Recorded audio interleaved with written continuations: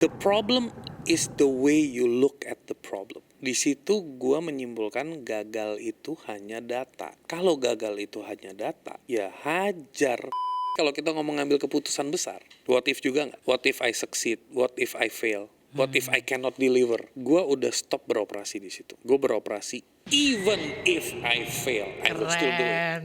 Gue baru bisa tenang kalau gue dapet. Aslinya, lu harus tenang dulu baru lu dapet.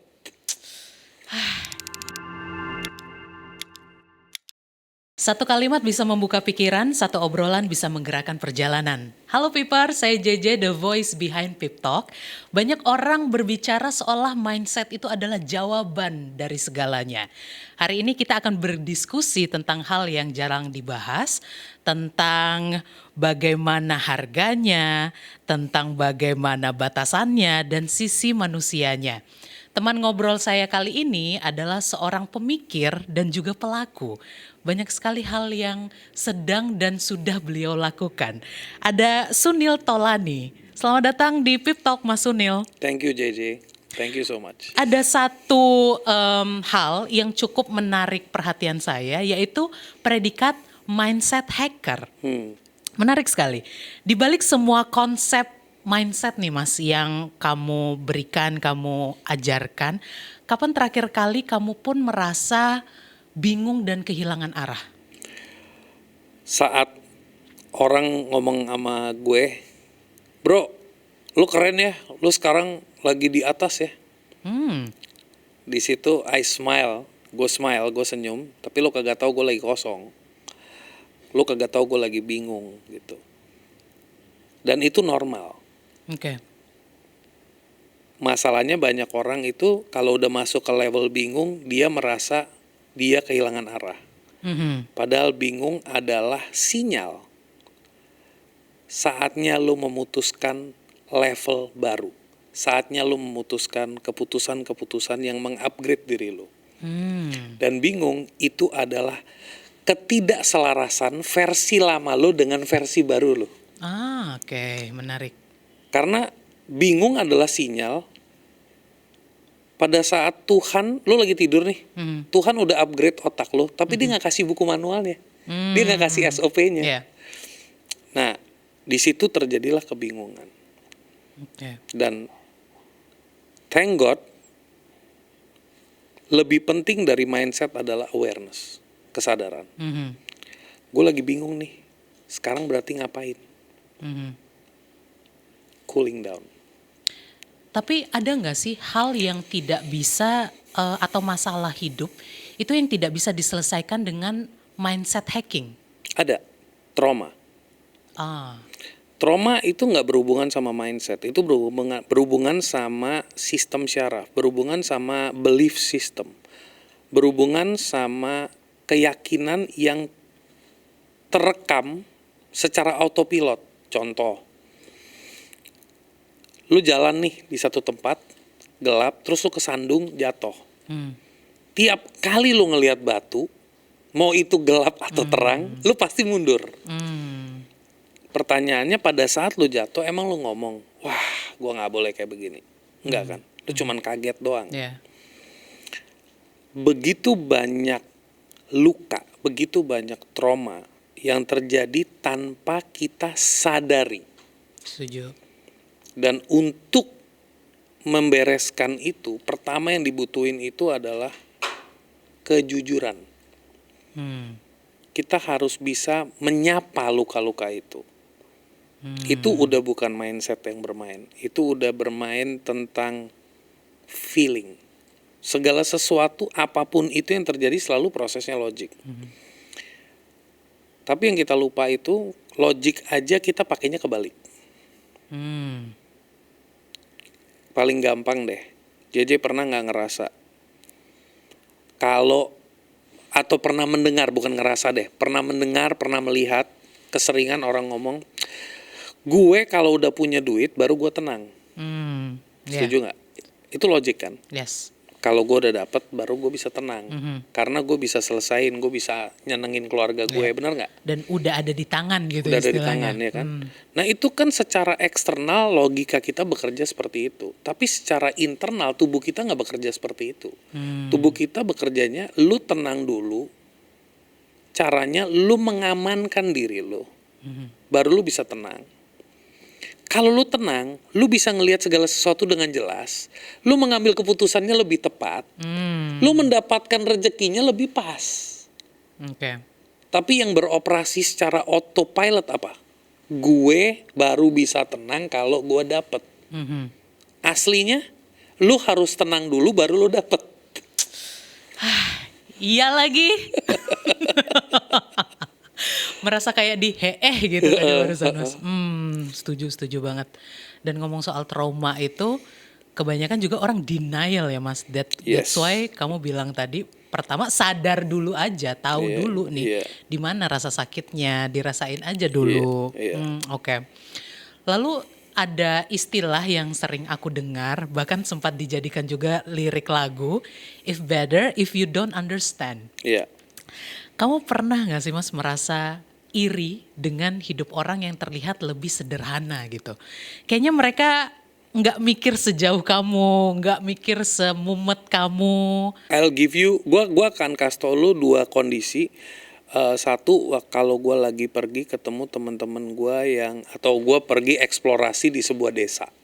Gue suka tuh, sesekali pergi ke Jawa, terus nanti ke area bukit, terus ada desa, gue masuk aja tuh. Oke. Ngobrol sama, dulu pernah masa-masa main kopi ke petani kopi. Mereka itu punya satu konsep, itu istilahnya I live for today. Iya. I'm grateful for today. Iya. Gue iri sih. Gue iri karena mereka nggak merasa penting untuk belajar. Nggak merasa penting, tapi mereka bisa mengajarkan gue the essence of being peaceful and joyful And present. and present. Tapi ada situation, baru kejadian kemarin sore tuh, ada yang lagi jual donat gitu. Ngomong, "Pak, beli Pak donat 10.000," dia ngomong gitu. I was in the car with some of my team. I said, "Lu pengen lihat sincerity nggak?" Gue bilang, "I give you an example." Oke. Gue kasih sincerity, tapi with respect ya. I bilang, "Kak, ini 10.000, saya nggak mau donatnya. Tapi saya nggak lagi kasih sedekah. Ini 10.000 saya beli donatnya. Cuman donatnya boleh dikasih ke siapapun." Oke. Ada dua pilihan. Gue tutup kaca, gue bilang nih akan ada dua pilihan nih. Dia akan sibuk ke mobil-mobil lain, masih menjual donat, atau dia langsung mendapatkan pesan gue untuk melakukan kebaikan. Kita lihat bersama-sama. Dan hasilnya? Dia pergi ke 3 orang yang lagi ngamen, nawarin mereka donat for free. Karena dia merasa itu donat bukan hak dia lagi. Wow. Gue bilang itu orang yang sincere. Kita kalau, jadi gue kemarin ngobrol begini, kita kalau dapat begitu mungkin kita masih ada 3 nih, masih bisa dapat another customer. Cuan oriented gitu kan. Tapi apakah kesadaran tinggi itu justru ikut membatasi kebahagiaan Mas? Oh, banget. Kesadaran tinggi itu bukan membatasi kebahagiaan, tapi memaksa lu untuk menahan. Karena nggak semua orang paham. Bayangin kalau kita udah masuk di frekuensi kesadaran. Kesadaran itu bukan berarti orang yang banyak ilmu loh. Ya. Kita bedain. Makanya yang pinter boleh banyak, yang sadar belum tentu banyak. Dan yang nggak pinter tapi sadar, itu lebih mantep daripada orang pinter tapi nggak sadar. Mau tahu contohnya orang pinter tapi nggak sadar? Mau dong. Gampang. Kalau lihat lagi political situation, yang diserang croc mind. Kalau kita ngomong mindset itu kan ada 3. Otak kita kan ada otak mammalian brain, ada otak croc mind. Croc mind itu bahasa ininya apa ya? Kok gue lupa sekarang. Ada mammalian, ada croc, ada prefrontal cortex. Prefrontal itu yang di kepala, di depan, di bagian depan. Ada yang di tengah, sama ada yang di bawah. Krok itu kayak crocodile mind gitu. Kalau dulu guru besar gue itu Mas Prasetya Embrata selalu bilang, kita nih beroperasi sebagai manusia atau sebagai kadal.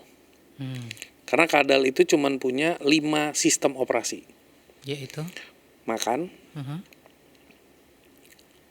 reproduksi, fight, freeze, flight.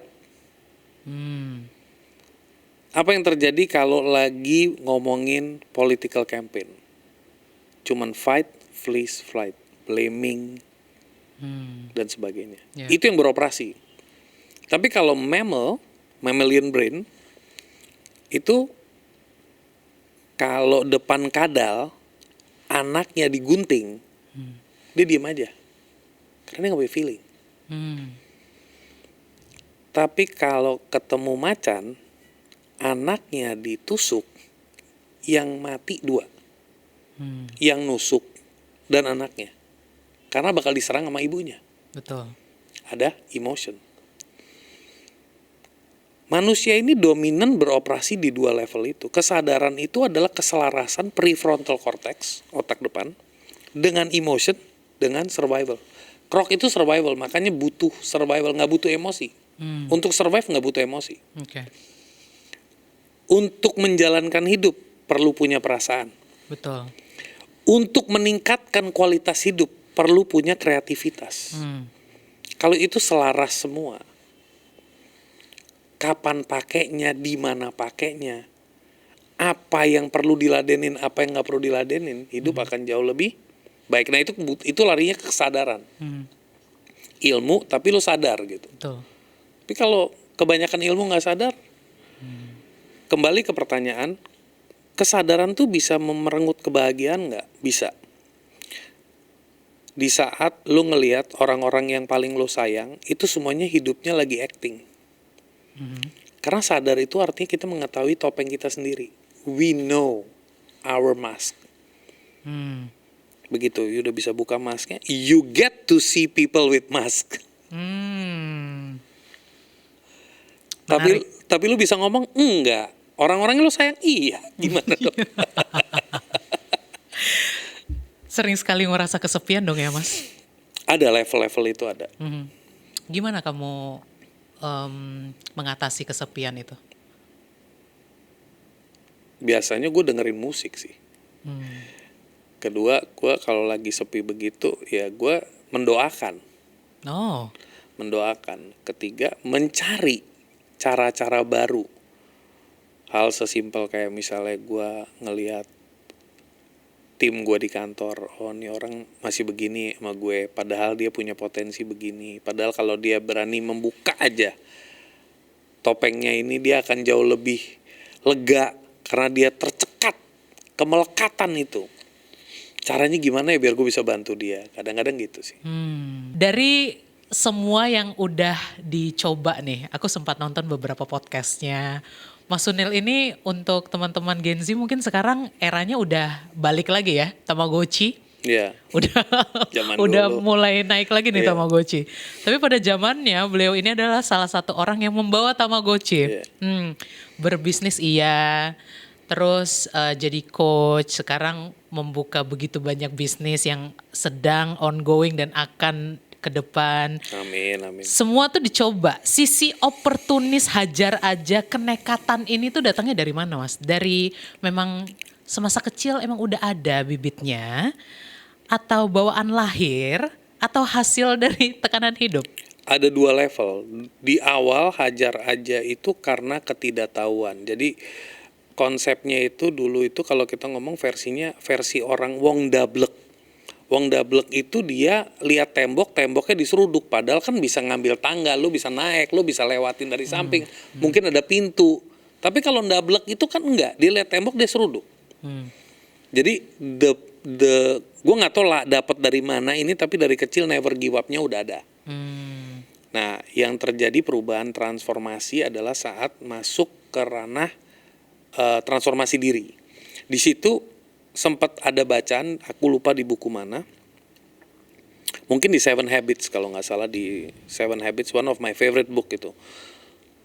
Di situ kayaknya ada satu statement. pas dia ngomong, the problem is the way you look at the problem. Ah, Di situ gue menyimpulkan gagal itu hanya data. Kalau gagal itu hanya data, ya hajar. Karena kalau gagal itu berarti lu lagi memperbanyak data. Nah, yang penting pada saat kita melakukan itu adalah jangan mengulangi kegagalan di cerita yang sama, di pola keputusan yang sama. Nah, ini masuknya ke pola. Makanya di situ pentingnya mindset. Makanya pada saat belajar NLP nyadar banget, oh my god, selama ini gue itu selalu gagal di pola yang sama.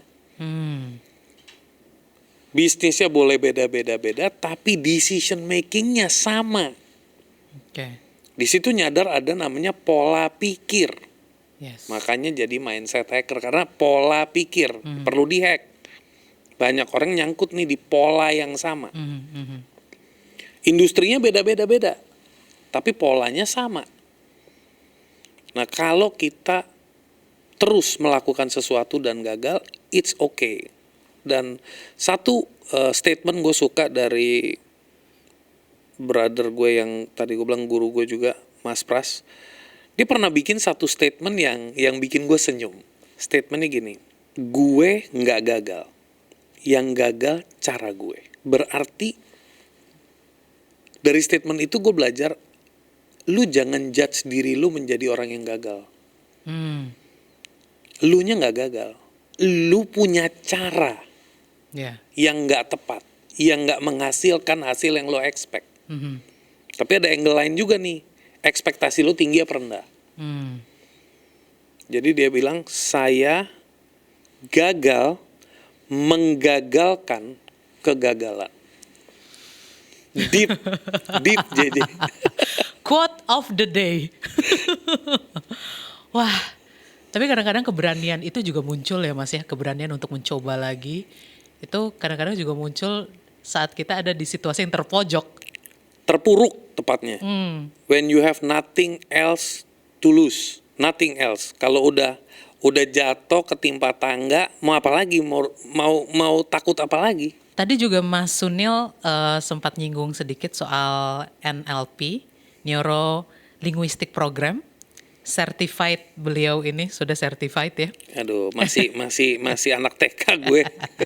Mana yang memang efektif Mas? Dan mana yang efeknya lebih ke karena sugesti?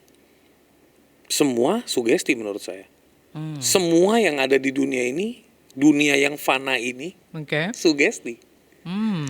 Bagaimana kalau begitu mensugesti diri sendiri dengan tepat? Nah itu, bagus nih pertanyaannya. Dalam kesetiap harian gue nonton konten, itu ada konten-konten yang kadang-kadang gue forward ke temen juga. Dengan tulisan di bawah, sugestinya keren nih, boleh dipakai. Oke. Artinya pada saat kita nonton konten aja, gue dalam kesadaran ini sugestinya benar atau salah. Kalau benar gue pakai, karena kita semua hidup dari sugesti. Bayangin dari kecil di rumah, temen ngomong, JJ misalnya in your school days, kamu orangnya baik banget. Terus ketemu mama teman kamu anaknya baik banget. Wah besar kamu pasti jadi sukses. Itu sugesti loh. Tapi kita ngomongnya apa? Amin, didoain. Iya. Bahkan kadang-kadang kita menolak untuk itu ya Mas. Exactly. Enggak kok tante. Yes. Kayak barusan kan lu suruh gue certified, gue bilang gue TK. Ya kan? Kenapa? Karena memang kita beda kalau obrolan ini tidak disiarkan. Tapi kalau disiarkan itu, kalau ngomongnya nggak sefrekuensi sama yang nonton, ini orang belagu banget sih. Ini orang. Nah, karena kita punya kesadaran energi, apa yang terjadi? Makin kita menciptakan confidence, makin membuat orang nggak comfortable. Makin membuat si para insecure ini mengeluarkan kata-kata yang tidak asik. Pertanyaannya, kalau JJ dan Sunil punya kesempatan untuk berdialog, Dengan meminimalisasi itu dan memaksimalkan, iya bener lagi, thank you loh, gue jadi sadar, thank you loh video ini membuka sudut pandang baru dari hidup gue. Kalau bisa memaksimalkan itu, why not? Itu privilege. Bedanya sugesti sama manifestasi apa, Mas? Sugesti adalah the basic foundation. Manifestasi adalah, gue suka nih bahasanya, gue akan ganti. Manifestasi adalah lu meyakini sesuatu yang lu nggak perlu lihat dulu. Bahasa yang I pegang sampai hari ini adalah what if sama even if. Mayoritas orang selalu bekerja. Misalnya gue bilang, J, datang dong ke acara gue di Senayan jam 4:30. Kalimat pertama mungkin yang nongol di kepala lu adalah, duh, ganjil genap gak ya? Jam macet. What if. Oke. Itu yang basic ya. Tapi kalau kita ngomong ngambil keputusan besar, what if juga gak? What if I succeed? What if I fail? What if I cannot deliver? Ya, gue udah stop beroperasi di situ. Gue beroperasi even if I fail, I will still do it. Nah itu yakin. Even if I fail, I will do it. Dengan ada sisi confident itu kan confident ya, Mas? Itu ya, itu lebih ke faith. Jadi even if itu faith. Jadi misalnya lu adalah manusia yang bertuhan nggak? Bertuhan. Bisa lihat nggak Tuhannya? Nggak bisa. Kok bisa lo yakinin sesuatu yang lo nggak lihat? Menarik. That's manifestation. Yes, menarik banget. Terima kasih penjelasannya loh. Yeah. Kayak tiba-tiba ada kayak ting gitu di kepala. Oke, sekarang kita ngomongin soal ini ya Mas ya. Dari kecil secara langsung ataupun tidak langsung kita tuh sering didoktrin untuk berpikir positif. Apalagi zaman sekarang kayaknya beberapa tahun terakhir orang-orang tuh makin serius untuk self improvement. Makin sadar berpikir positif. Tapi kok masih stuck ya Mas? Sebenarnya kita terdoktrin berpikir positif, betul. Salah satu buku yang gue tulis udah gini aja, itu sebenarnya mematahkan doktrinisasi itu. Jadi berpikir positif sama melihat dari perspektif yang bermanfaat, dua hal yang berbeda. Yang orang pertama yang selalu ngajarin gue selalu think positif tuh nyokap gue. Sampai di titik tertentu, gue pernah ngelawan sama dia. Gue bilang, Mam, lo tuh lagi ngejebak gue. Lo tuh lagi bikin gue lemah. Lo tuh lagi ngajarin gue self-consoling. Menerima keadaan. Ada fasenya saat kita terpuruk, kita perlu sit down. Tapi ada fasenya kita harus stand up and fight. Yes. Oke. Nah di sini bukan soal right or wrong, bukan soal benar atau salah, tapi di sini soal bermanfaat nggak. Nah, salah satu strong point yang gue belajar dari NLP, yang gue bisa bilang strong point, the only point I think dari segitu banyak metodologi dan modality adalah NLP itu mengajarkan kita untuk berpikirnya itu nggak ada salah, nggak ada benar, yang ada berguna atau nggak berguna. Nah berguna ini ada layernya. Betul. Pertama, berguna untuk gue sebagai manusia ke Tuhan nggak? Ini cara gue mengiterasikan ke diri gue. Berguna untuk diri gue nggak? Berguna untuk keluarga gue nggak? Berguna untuk keluarga lebih besar nggak? Berguna untuk komplek nggak? Berguna untuk kota nggak? Baru nyampe ke level berguna untuk seluruh umat manusia nggak? Right?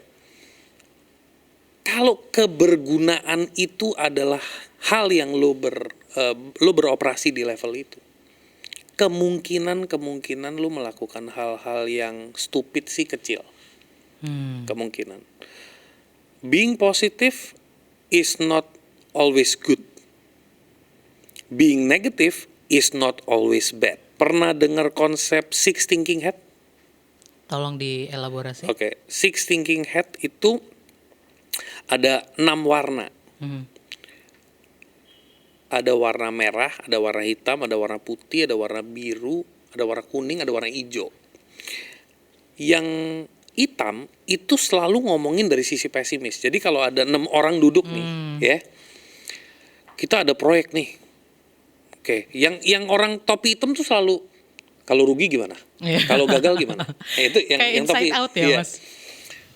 Tapi yang kuning itu dia optimis. Oke. Dia udah langsung nanti ini bisa jadi begini, bisa jadi begini, bisa. Oh, dia udah imagination-nya udah seolah-olah itu udah terjadi. Yang hijau itu lebih kayak gue lupa sekarang nih. Yang hijau lebih kemana? Terus yang putih lebih ke data. Dia tuh nggak bakal ambil keputusan kalau nggak ada data. Provennya apa nih? Oke. Terus kalau yang biru itu action plan-nya ada tertulisnya nggak? Terstruktur atau tidak? Yang merah itu lebih ke fire kalau nggak salah, lebih ke drive, lebih ke why-nya. Pas gue baca Six Thinking Hat, terus gue langsung mikir, iya ya, kalau kita ketemu orang itu kan kita itu aja ada 6 different perspektif. Kenapa kita selalu nyangkut di 2 polarity ya, baik, buruk, positif, negatif, hitam, putih. Yeah. Kenapa nggak ada spectrum of colors gitu? Yeah. Sekarang orang-orang mainnya black, white, grey. Udah itu. That's it. Kalau begitu, kamu percaya nggak, Mas, orang bisa berubah? Dan sejauh apa sih orang bisa berubah? Gue percaya orang bisa berubah.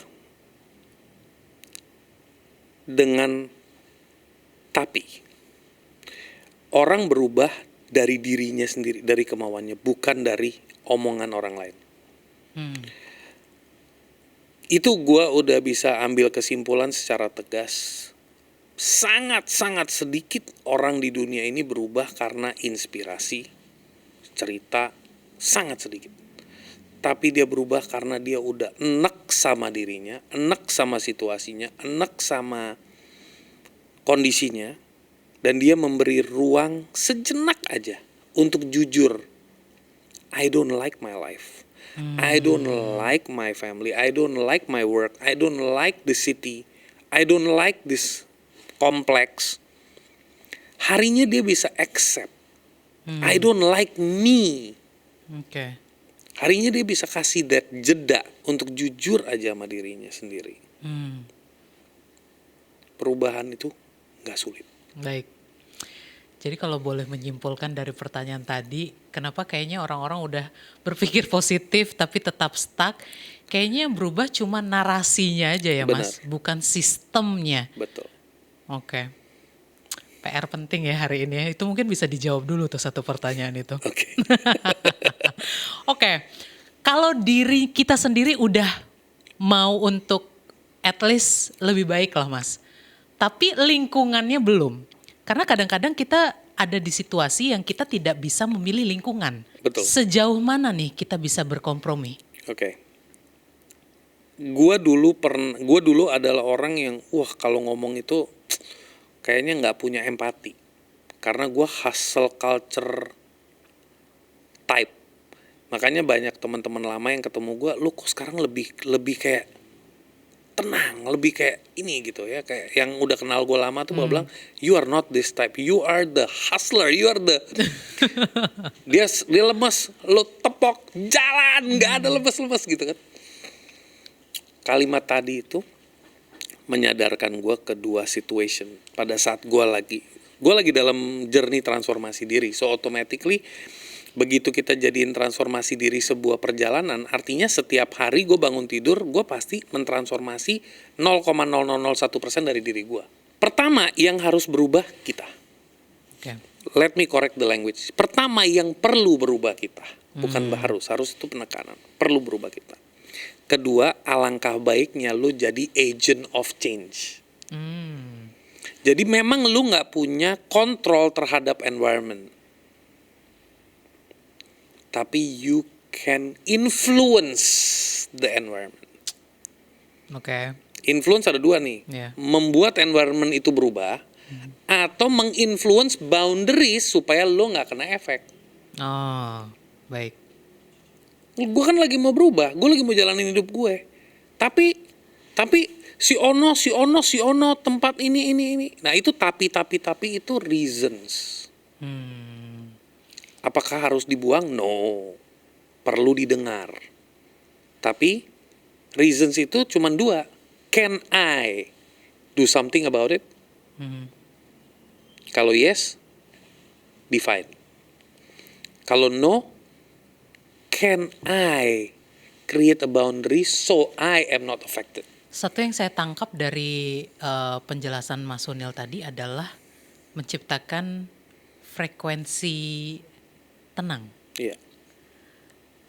Mungkin bisa dijelaskan lebih detail, Mas, tentang frekuensi tenang ini, dan apakah ini tuh cuma kondisi psikologis, emosional, atau cuma sekedar bahasa metaforis aja? Gini, kondisi tenang ini gue pernah satu kejadian ya. Gue susah ngejelasinnya tapi gue mau coba berusaha menjelaskan. Gue itu orang yang paling gak tenang sebenarnya dalam setiap hari gue. Tapi gue at the same time gue adalah orang yang paling tenang. Nah ini kalimatnya kayak paradoks, tapi paling gak tenang itu pikiran. Betul. Pikiran kita itu 90% itu bohong sama kita. Mengendalikan pikiran itu gak gampang. Setuju. Lebih gampang itu mengendalikan tubuh. Karena tubuh kita itu yang paling cepat mendeteksi. Yeah. Panik, anxiety itu datangnya dari tubuh. Mata melihat sesuatu gak nyaman, body reacts. Yes. Bukan the mind reacts, the body reacts. The mind shaken. Dengan keluarin ideas yang gak masuk akal. Di sini pentingnya belajar meditasi. Yes. Dimana you let the mind run anywhere, tapi the mind cuman bisa lari dalam ruangan ini. Lu udah pasang tembok-temboknya nih, bebas deh lu mau lari-lari kemana. Gue gak mau kontrol lu, gue mau tenangin diri. Frekuensi tenang itu buat gue adalah melatih nervous system kita, sistem syaraf kita. Yeah. Makanya dimulai dari tubuh, dimulai dari napas, dimulai dari duduk, dimulai dari you don't control your mind. Dan kejadian yang tadi gue mau ceritain adalah lagi meeting, ada telepon dari bini, dia accident. Gue keluar, handle, panik, masuk, ngakak ketawa-ketawa lagi, terus ada phone lagi, keluar lagi. Di situ gue serius, satpamnya sampai takut gitu karena gue maki-maki. Di situ gue ribut-ribut kayak orang gila. Masuk lagi gue bisa ketawa lagi, ngakak-ngakak. Pas pulang temen gue bilang, lu kok capek banget? Iya nggak apa-apa. Kenapa? Tadi habis accident wife gue. Nil, tapi kok kita nggak tahu? Ability to be there, ability to be present, tanpa membawa masa lalu ke sini. Tapi begitu ke sana, ability to be present, Yeah. itu penting. Itu hal yang sekarang jarang banget bisa ditemukan sih, Mas. Sesimpel, ini contoh yang simpel banget. Kita lagi acara keluarga, seperti tahun baruan kemarin. Itu kan momen yang sebenarnya sangat jarang kan. Kita keluarga besar bisa kumpul. Ya hanya di waktu-waktu tertentu saja. Tapi semua orang sibuk dengan handphone masing-masing. Yeah. Jarang ngobrol. Ya cuma buat foto, terus ngedit konten, nggak ngobrol. Padahal momen itu kan jarang sekali bisa diulang gitu. Waktu kan tidak bisa diulang ya, Mas. Yeah. Pentingnya menggabungkan being present. Being present itu artinya hadir. Hadir di momen ini. Ya. Penting, tekniknya sih napas ya. Hadir di momen ini, sadar. Muka-mukanya lagi ngapain, yang ini lagi stres, yang ini lagi apa lagi. Tapi nggak usah dikoreksi. Nggak usah ditegur. Nggak usah dikondisikan. Tapi kita kalau punya kemampuan menciptakan sebuah kondisi yang bisa menarik semua orang ini menjadi joyful, why not? Setelah ngobrol beberapa menit ini, saya merasa banyak sekali hal yang harus diselesaikan di dalam dulu. Jadi kalau kita sudah sibuk dengan memperbaiki diri sendiri, kayaknya udah nggak ada waktu buat ngurusin orang ya Mas. Eh, Tadi sebelum syuting kan gue lagi cerita kan, terus lo bilang gila lo bisa melakukan segitu banyak hal dalam 1 tahun misalnya gitu. Yang JJ ngomong peepers itu benar. Harinya lo udah tahu masalah terbesar adalah diri lo. Lo harus beresin diri lo. Lo nggak ada waktu ngurusin yang receh karena yang paling penting itu diri lo.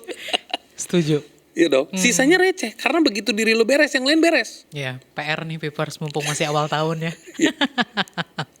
Oke, Mas Sunil, ini di depan terima kasih sudah memberikan saya bukunya. Ya.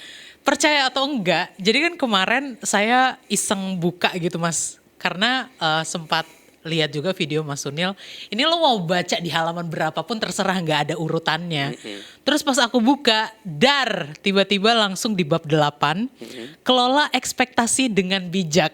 Kayak wow, karena memang sebagian masalah hidup saya itu muaranya pasti ke ekspektasi Mas. Jadi seakan-akan kayak, apakah ini jawaban dari semesta? Iya. Buku ini kan banyak banget hal-hal yang kamu, kalau aku bisa merumuskan lah bahasa gampangnya tuh kayaknya ChatGPT kalau dijadiin buku tuh ini nih. Kalau berbentuk buku ini. Satu hal aja lah Mas yang mungkin kamu bisa berikan ke pembaca kamu yang mungkin apa yang mereka butuh ubah sekarang. Satu hal dulu. Mereka butuh ubah sekarang. Stop overthinking, start overdoing. Menarik. Karena kita terlalu banyak consideration, terlalu banyak what if. Kita Yeah. nggak bikin even if. Padahal data baru hadir saat kita aksi. Setuju. Tapi pernah nggak Mas, kamu kadang-kadang karena banyak banget hal yang harus dilakukan dan diputuskan gitu. Kadang-kadang juga ngintip buku sendiri gitu untuk diingatkan. Nah, ini pertanyaan yang paling bagus. Sebenarnya gue nulis buku ini buat siapa? Buat gue. Kedua buat anak gue. Oke. Kalau gue dipanggil lebih cepat sama Tuhan, apa nih tools yang gue bisa siapin buat dia? Gitu. Ketiga, rasa greget sama beberapa, ya gue aktif di beberapa komunitas, jadi greget gitu kan, sering denger, bro gue begini, begini. Sebenarnya gue dan para peepers, kita semua gak ada yang beda. Gak ada yang beda. Lu gampang emosi, gue gampang emosi. Lu gampang tersinggung, gue gampang tersinggung. Lu overthinking, gue overthinking. Sampai hari ini gue suka overthinking, gue gak bakal deny. Sampai hari ini gue suka kacau dalam managing expectation. Sampai hari ini gue masih suka mengeluh, not enough. Sampai hari ini gue masih bisa beroperasi di vibrasi yang rendah, bukan di vibrasi tinggi. Gak ada yang beda. Yang beda cuma satu, gue punya tools, lu gak punya. Buku ini gue bikin sebagai tools. Karena apa? Pada saat kita masuk ke zona itu, yang membedakan orang yang keluarnya cepat dari zona itu dan keluarnya lambat, itu orang yang punya tools. Betul. That's it. Lo kalau tahu 100 jurus silat tapi lo nggak tahu jurus mana perlu dipakai di mana, tetap aja lo akan nyangkut. Yeah. So that the book is a tool. Udahlah. Jadi pesannya sebenarnya udah gini aja, itu pesannya adalah stop denying, stop whining, just move on. Itu sih. Dan udahlah, ini gue udah rumuskan untuk lo, Iya. dibaca aja. Simple. Oke, pertanyaan terakhir nih untuk Mas Sunil. Hal dewasa yang mungkin baru kamu sadari dengan pengalaman hidup, dengan umur, usia, yang kamu harap, coba gue tahu ini lebih awal ya. Mungkin bisa Mas sharing juga untuk Peepers di rumah, apalagi di usia 20-30an kan banyak sekali keraguan ya Mas ya. Yang gua sadari ya, tentang kedewasaan. Mungkin sedikit filosofis mungkin ya. Kalau gue tahu ini gue di umur 20, itu gue akan bersyukur banget. Yaitu buat teman-teman Peepers, jangan fokus sama umur as an age. Dulu tuh kacau tuh. Age is a number. Pernah dengar gak? Age is just a number. Yes. Live your life gitu. Yang membedakan tuh dari dulu gue cuman taunya tuh kita tuh tumbuh tua, menua, bukan mendewasa. Yes. Kalau gue tahu maturity is the key to success, aduh itu life gue akan berubah banget. Jadi kuncinya di sini adalah dewasa. Dewasa tuh apa? Dewasa itu dewasa dalam emosi, dewasa dalam berpikir, dewasa dalam merespon, dewasa dalam melihat. Itu kalau bisa dipercepat, hidup akan lebih terkendali. Lebih terkendali. Yes. Minimal lu punya kekuatan untuk mengendalikan tuh lebih mantap daripada yang lain. Jadi jangan sibuk berpakaian sebagai orang dewasa, tapi dewasakanlah diri lo. Jangan sampai lo menua tapi nggak dewasa. Nice. Mas Sunil, terima kasih ngobrol-ngobrolnya. Thank you, JJ. Saya merasa obrolan ini membuat otak saya aktif. Kayak ngeremet nih sekarang Mas. Kayak, bersemangat sekali. Thank you for Thank you, JJ. being here. Thank you, JJ. Terima kasih Thank you. ngobrol-ngobrolnya juga. Peepers juga terima kasih sudah bergabung di episode ini. Kita ketemu lagi di episode selanjutnya. Talk soon ya. Bye for now.